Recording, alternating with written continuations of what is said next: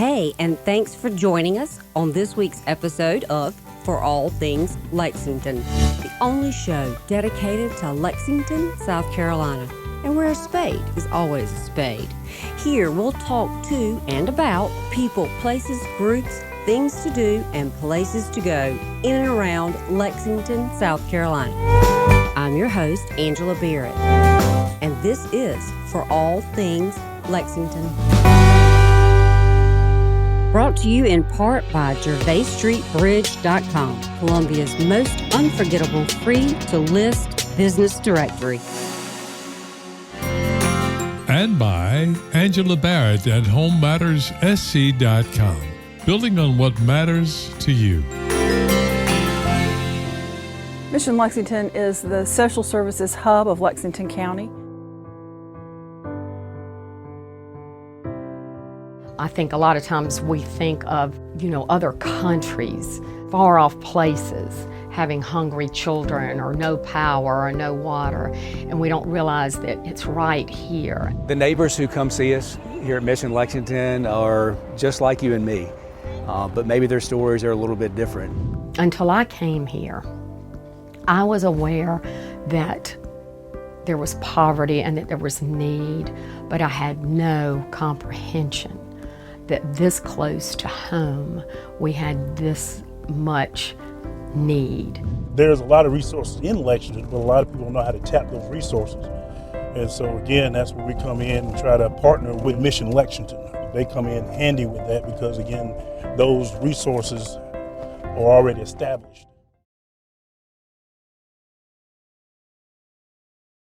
Hey guys, thanks for joining us today. And today I'm excited. I am here at Mission Lexington with Robin Bowers, the Executive Director, and Amy Reeves, Director of the Community Relations. That's a mouthful.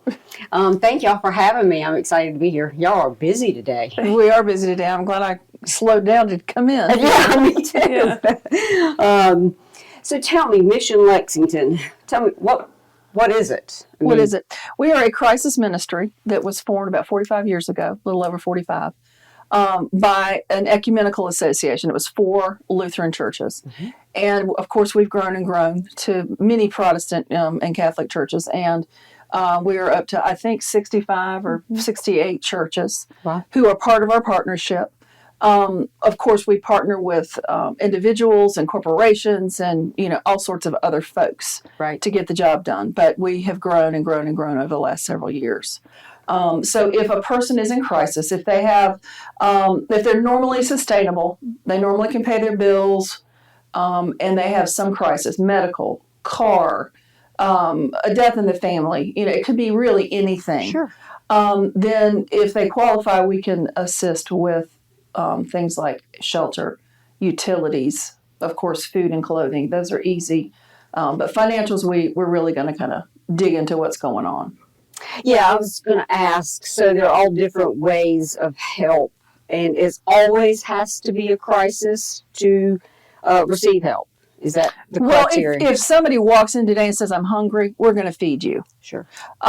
If you come back in the next few months, we're gonna look at why you're still hungry. So we're gonna walk with you through the whole process. If there's something going on that takes you beyond today, mm-hmm. then we want to know what's going on. And again, so clothing, shelter, utilities, I suppose, food. Mm-hmm. Did I leave anything out? We do a lot of, there's a family probably getting ready to come see us whose mobile home burned down last night. Oh. So we will help them in rehousing. We will help them with refurnishing their clothes, their toys, their furniture, their food in their pantry, really everything. Okay. So now I know there's a thrift store here, mm-hmm. and that's for people to purchase. Mm-hmm. And it's just goods that have been donated and at a much lower price than I guess you could buy at a regular store. Correct. So everything's donated. We, of course, have clothing for free if you're coming in need. You're going to just go in there and shop, and we're not going to charge you for that. None of our services are charged for. And so you're going to go shop. We want you to pick out what you need, what you want. And there's a family amount that we give you that our clothes are $1 and $4, so Right. you can get a lot of clothing in there for that. But yes, we're open to the public. Actually, our thrift store covers all of our expenses. So any monies coming in really do go toward social services and helping others. So yeah, that was going to be one of my questions: is funding, and how does that actually work? We have a couple of fundraisers, and then we have a few grants, and most everything else really is the thrift store and individuals and corporations that give throughout the year. Okay. I remember not too long ago, a few years back, an individual who was working alongside me, and he said, you know, I used to be just like you. He said, I used to have a wife and a family and kids, and then it all fell apart. And he said, but thank you, and thank you, Mission Lexington, for what you have done in my life to help us get back on track. Poverty is isolating for the person that's going through it. Crisis is isolating for the person that's going through it. And in those types of situations, they're not reaching out to their neighbors, and they're not telling people how they feel because it's embarrassing. And people in crisis and people that are experiencing poverty shouldn't have to feel ashamed of the fact that they need help. Just to piggyback on what Robin said too, one of the things when I first started with Mission Lexington that I heard repeatedly was dignity for the client. When they come here, they're at their lowest spot most of the time.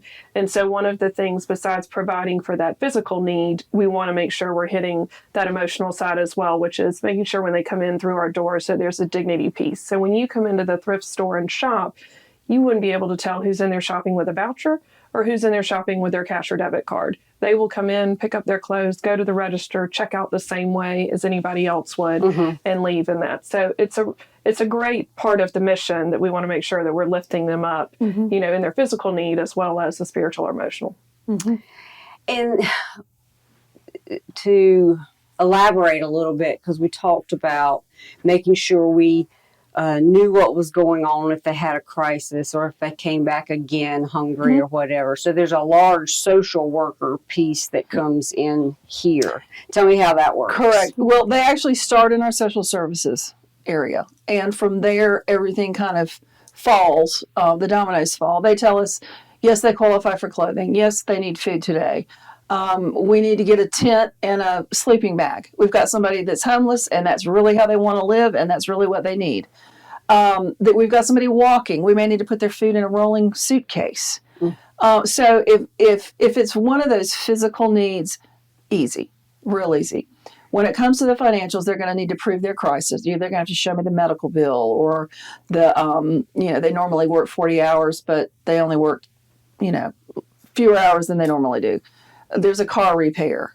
We've paid for funerals. We've put people on buses because that's the best place for them to go be stable, is with family someplace else. So they just have to show us that proof of crisis and show us that they normally are okay. They give us permission to talk to the landlord and the utility companies and things like that. I don't want to pay your rent if the landlord doesn't want you to stay there. So we're protecting you as well as the landlord in that instance. And so if the landlord says, no, they can't stay here, we're going to help you try and relocate someplace else. So you brought up somebody who homeless. So that is a crisis, but if that's the way they choose, correct, what qualifies them here other than it's really cold and they're hungry? Exactly. And really cold and hungry is a crisis. Sure. They also, though, we can walk them through getting to transitions downtown. We have also in our building, we've got Homeless No More. They're from Richland County. Right. They are here so that if I have a family, there's have to be children involved. But if there's a family, I can get them emergent housing. We're not going to have anybody living in their car. Right. So there are a lot of times that people they're not roofless, but they're homeless. And so we want to make sure that they can get stable, especially if there's a family involved. Having been employed with Lexington County all my 30 years, 3 decades, seeing this county grow, and having been reared up in Lexington County in Pillion, South Carolina, I know there's need out there, but I have a passion for the citizens of Lexington County that I'm sworn to protect and serve.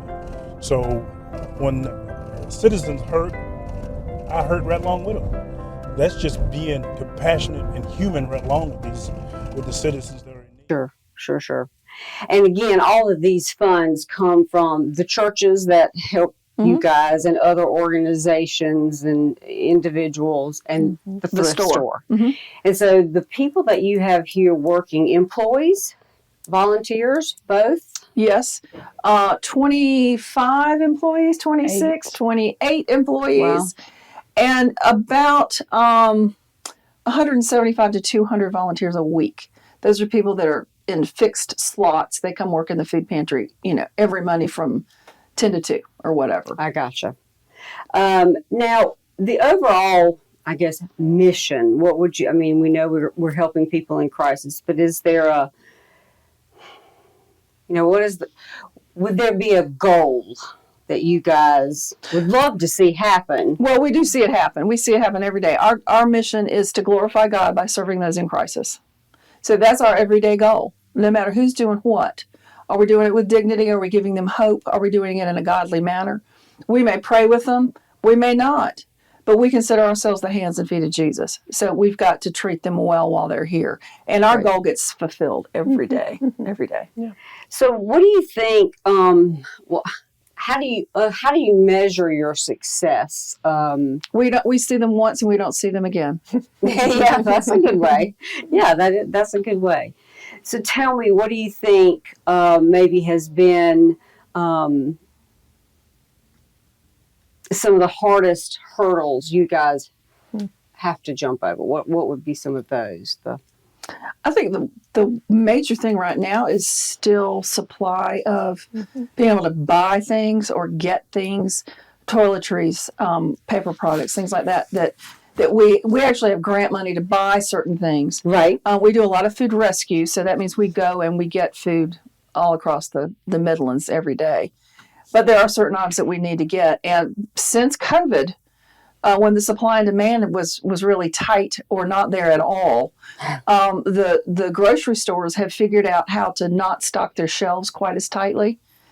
So we're having a hard time getting what we would normally get because they don't have it either.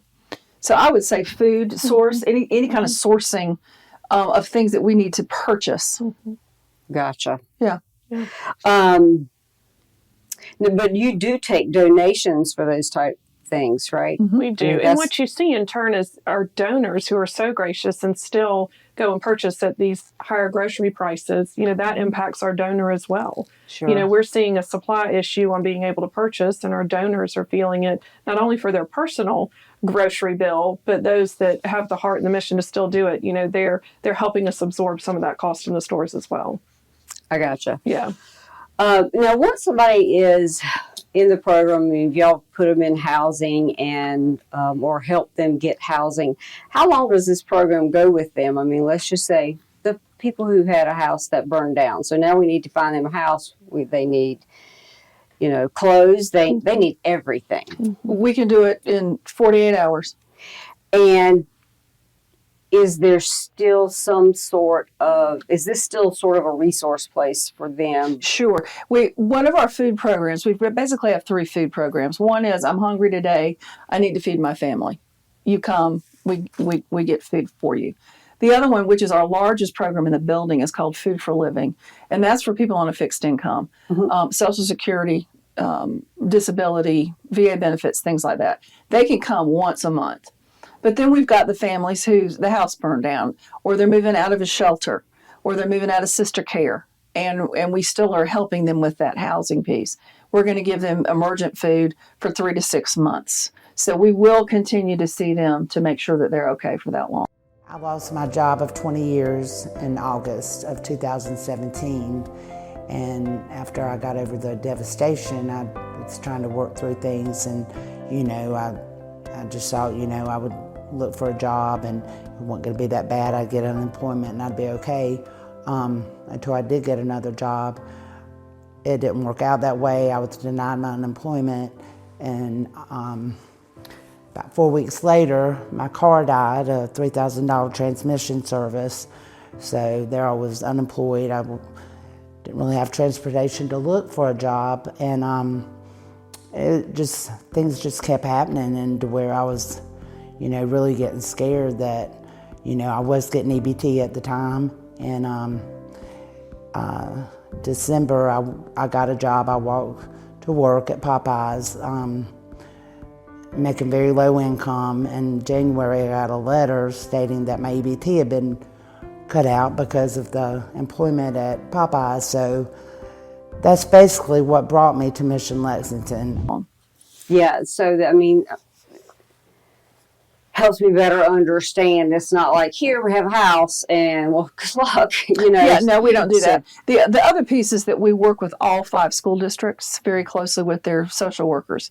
Now, those families we follow more closely because we want to make sure that that the child really is being taken care of. Sure. So we have about a 97% success rate with the families being in their home, staying to the end of the year, and being stabilized. So we feel really good about that. Yeah, those are great statistics. Any big plans for 2024? Oh, the reveal. We are busting at the seams, and I'd say you are. as you can see, I have drugs and things for first aid in my office. Expansion. The word for 24 is expansion.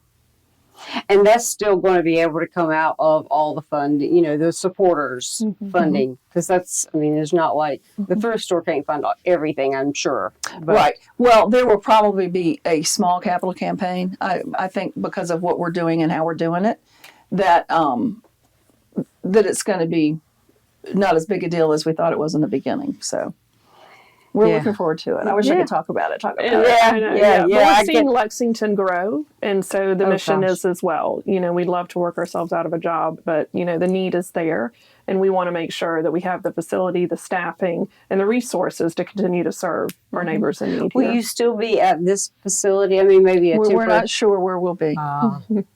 Okay, because this is a great location for you guys. It is. Right here on the main strip. Yeah. So tell me what the biggest misconception that people have about Lexington Mission that you think. So I'll just say she's going to have a lot better answer than I will.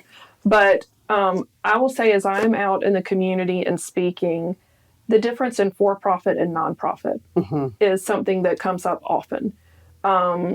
Is understanding that what we do goes right back into the community versus maybe a for-profit donation center. And so one of the misconceptions is really understanding. It's folks from all ages, to their 20s, to their 60s. And when I talk about it, you can see the light bulb come on and go, I didn't realize that. I'm willing to drive 2 more miles now to donate my stuff with Mission Lexington.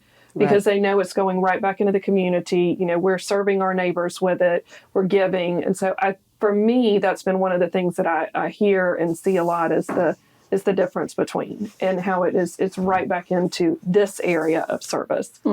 It's not a national company. Yeah. I would rephrase the question just a little bit differently. I'm going to answer it a little bit differently.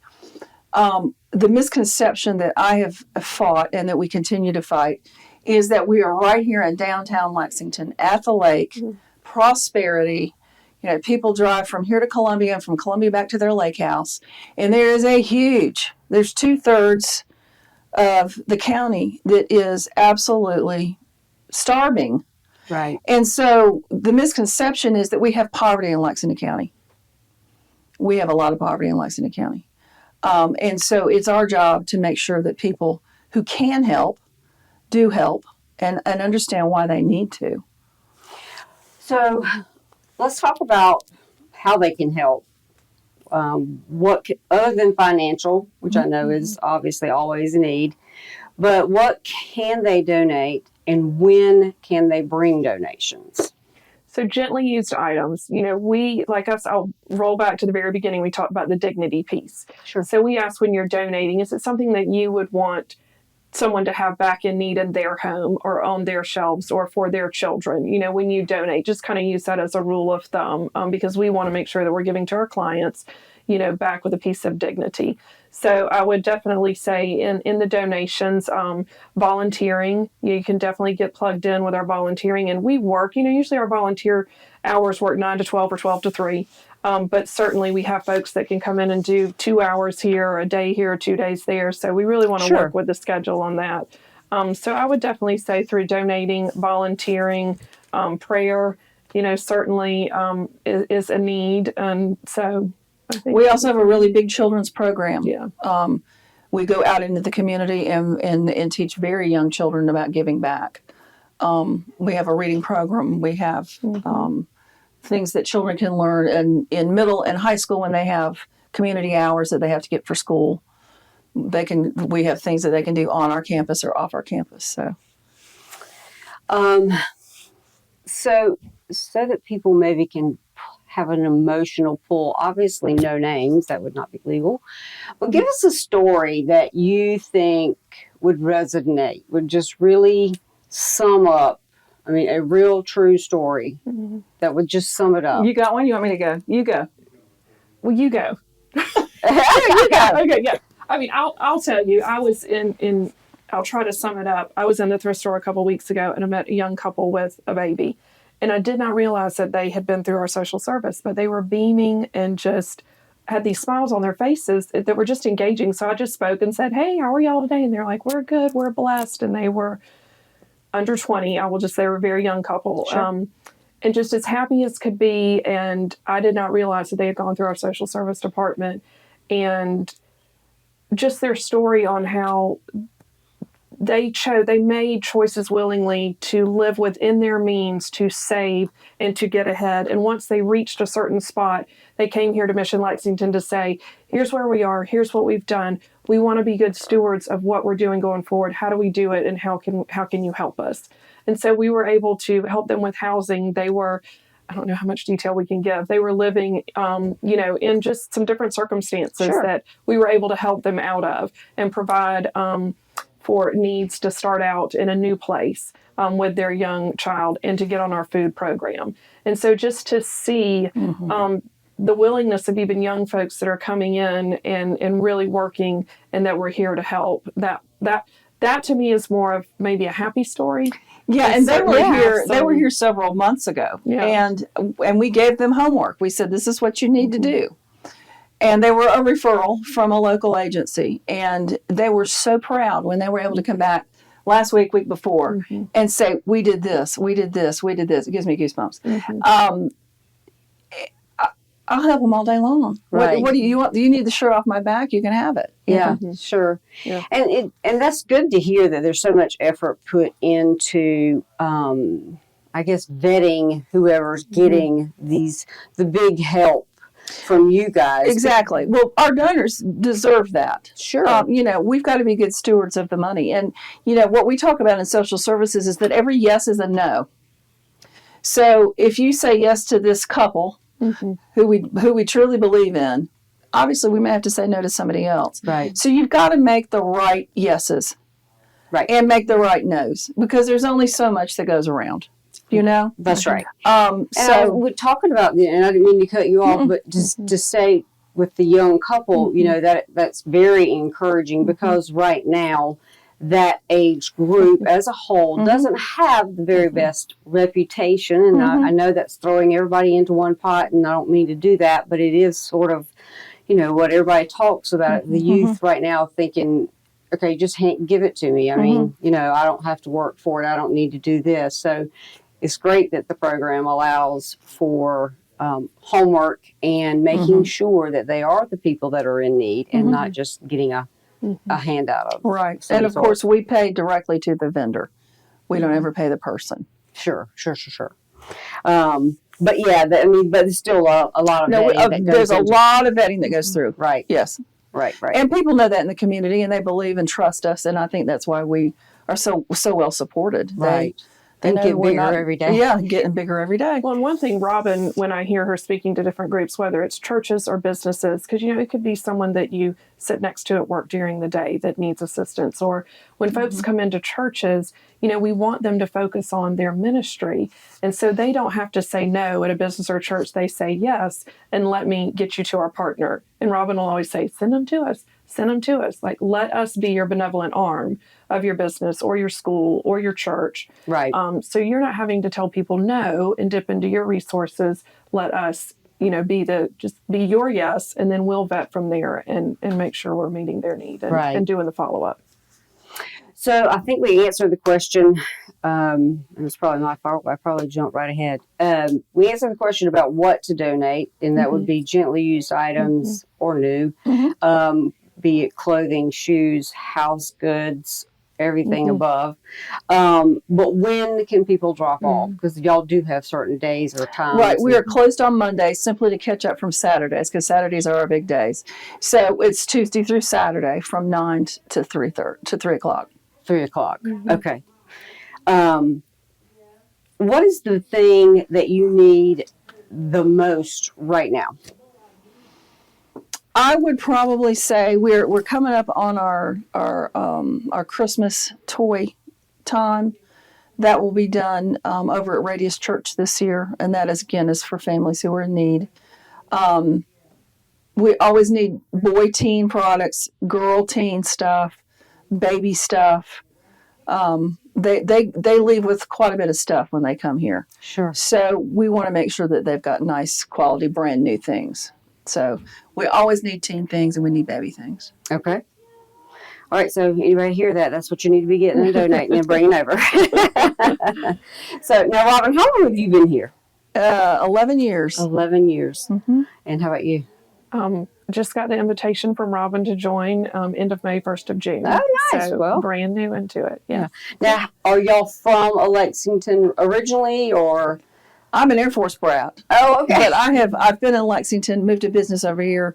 Gosh, I guess early 1990s, and so I've been in Lexington since then.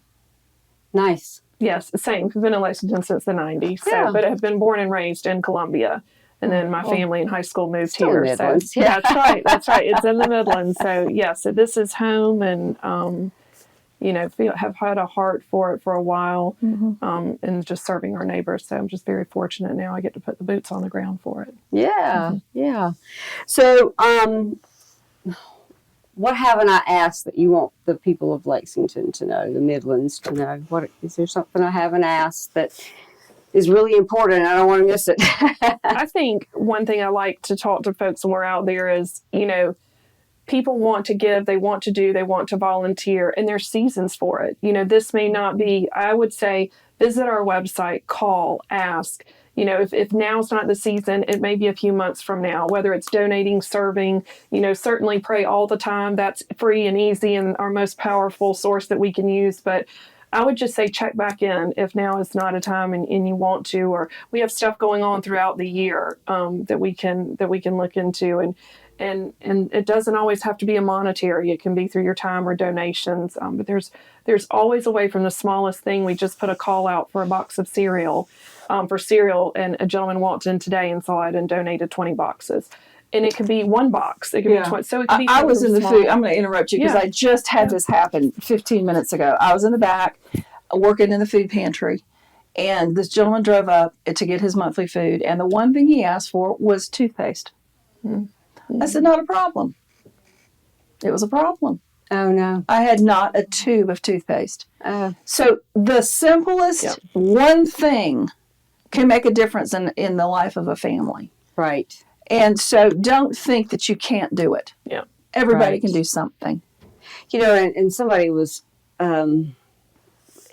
at another organization that I had gone and talked with. They were talking about, if you think about it, the toothbrush and the tube of toothpaste that you get from the dentist, well, heck, bring it here. Bring it to That's right. Yeah. Donate that. Yeah. And because that's not stuff you can get used. Right. Yeah, exactly. Yes. Right. So if nothing else, save up a few and bring them on. Yeah. But Yeah, so how do people get in touch with you? Two different things. If they need help, same number, or they want to volunteer, all the same number, same website. So our website certainly will drive you to the different, on the main page, it has all of our correspondence, an email or a main phone number. There's a link on there to click for volunteering, and that goes directly to our volunteer director. Our main number, they can certainly call us through email. We're on Facebook at Mission Lexington. We're on Instagram at Mission Lex SC. So following us there and our contact information as well. Okay. Yep. Perfect. Well, thank y'all for letting me be here today. And I know Thank y'all are you. really busy. Wow, I had to circle twice to get a parking spot. I'm sure you did. It's the holidays. That's right. Yeah. That's right. Yeah. And Merry Christmas to you. Thank Merry you. Christmas to you. Christmas. Yeah. Mission Lexington provide me from some food, like monthly basis, also some clothing, because when we got here we got nothing, so we cannot bring all the stuff that we got in Puerto Rico, and also some monetary help too, because we were having trouble paying the electricity bill, and they did that for us, and that was a big help. I came to Mission Lexington. I was separated. I was in a shelter, and then I was living in a camper in my aunt's yard. I came for some food assistance. I also wanted to speak with a lady there that had a sister care representative. It doesn't matter what the situation is. If they got in their hands the way to help you out, they're gonna give it to you. It doesn't matter if you don't have a house, if you don't have food on your table. It doesn't matter if you have no clothing. They will try to get you in the right way, in the right path. So don't be afraid just to ask for help. Everybody that I've met, people that have helped. That's really what got everything turned around, before my, job change and getting a new career and everything, getting on my feet. They really did so much. Mission Lexington, again, has done so much for me, and if, like I told them, I would like to pay it forward one day. If anyone's out there, who can, help to donate, I'm sure they have many things that they need, but I know one would be food and probably monetary donations or volunteer work. Mission Lexington have so many avenues, so many resources that a lot of times when that referral is put in place, they jump right on it, and that's what we're excited about, partnering with Mission Lexington, because they don't hesitate when we bring a incident or a situation to them that needs help. I've been blessed in many ways in my life. I wear this little cross that says grateful, and I am so grateful. But I've also been through a lot of struggles in my life.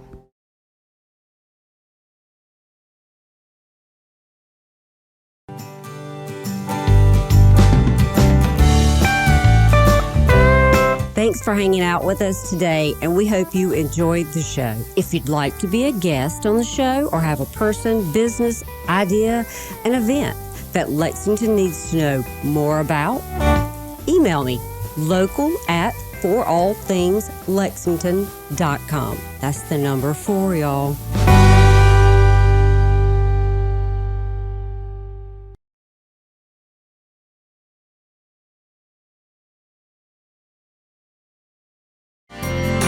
And by Angela Barrett at HomeMattersSC.com. Brought Building to you on in what part by matters to you. JervayStreetBridge.com, Columbia's most unforgettable free-to-list business directory.